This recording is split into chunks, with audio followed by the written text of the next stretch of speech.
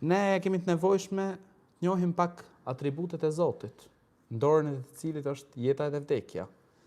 Dhe duam që Hoxha pra të na flasësh pak për Allahun, për jetën e tij, sepse njerëzit sot dhe gjithmonë patjetër e kanë tepër të nevojshme që ta njohin Allahun. Alhamdulillah. Wassalatu wassalamu ala rasulillahi amma ba'd. Falënderimi takon Allahut të lartësuar. Lavdrimet dhe paqja qofshin mbi njeriu më të mirë, të dërguarin ton Muhammedin. Allahu i lartësuar është El Hayyu El Qayyum, i gjalli i përjetshmi, mbajtësi i gjithçkaje, mbikëqyrësi i gjithësisë. El Hayy është një nga emrat e bukur të Allahut të lartësuar, që do thotë i gjalli. Allahu i lartësuar është i gjallë, jeton. Jeta e tij s'ka fillim dhe as fund. Ai është i përjetshëm, i përhershëm, i pavdekshëm. Siç ka thënë një vend tjetër në Kur'an, "Wa tawakkal 'ala al-hayy alladhi la yamut." Mbështetu tek Allahu i cili është i gjalli, që nuk vdes kurrë.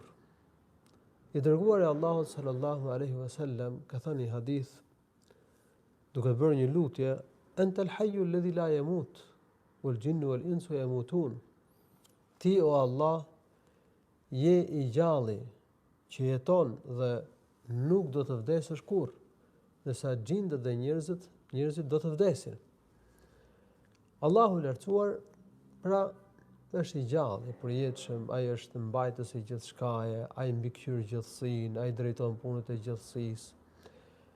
Ai s'ka nevojë për asgjë, ai ekziston vetiu, ndërsa krijesat e kanë fituar ekzistencën nga Allahu. Allahu i solli krijesat, i solli gjallësat në ekzistencë. Kështu që këto dy emra të bukur të Allahut të lartësuar përmenden bashkë në disa citate kuranore, por edhe në disa hadithe të profetit sallallahu alaihi wasallam. El Hayyu El Qayyum, i gjalli, i përjetshmi, mbikëqyrësi i gjithësisë.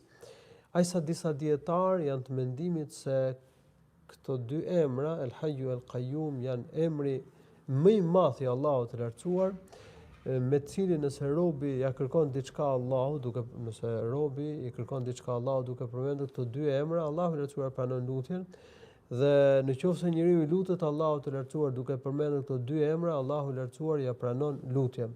Pra Allahu është i gjalli, ai është i përjetshmi, dhe Allahu i lartësuar është ai i cili na ka dhënë jetën neve, ai na mban neve, ai mbikëqyr gjithësinë, subhanahu wa ta'ala. Ne kemi nevojë në çdo moment që të na mbajë Allahu i lartësuar. Prandaj i dërguari Allahut ka bërë një lutje dhe ka thënë: "Ya Hayyu ya Qayyum bi rahmatika astaghith." O ti i gjallë, i përjetshëm, mbikëqyrësi i gjithësisë, mbajtësi i gjithçkaje, me mëshirën tënde kërkoj ndihmë. Aslih li sha'ni kullah, me rregullo të gjitha punët, dhe mos më lër për veten time, as edhe sa një hapi mbyllë syri, as një moment mos më lër për veten time. Pra në çdo frymëmarrje, në çdo moment, ne kemi nevojë për Allahun i cili është i gjallë, jeton, vepron, komandon gjithësinë, drejton punët e gjithësisë, e mban gjithësinë, i mban gjallësat. Aslih li sha'ni kullah, me rregullon të gjitha punët. Allahu i lartësuar na i rregullon neve të gjitha punët. Pra, është Allahu ai i cili, domethënë, është i gjallë, i përjetshëm, ndërsa gjinët dhe njerëzit do të vdesin. E ka bërë ligj Allahu i lartësuar këtë çështje.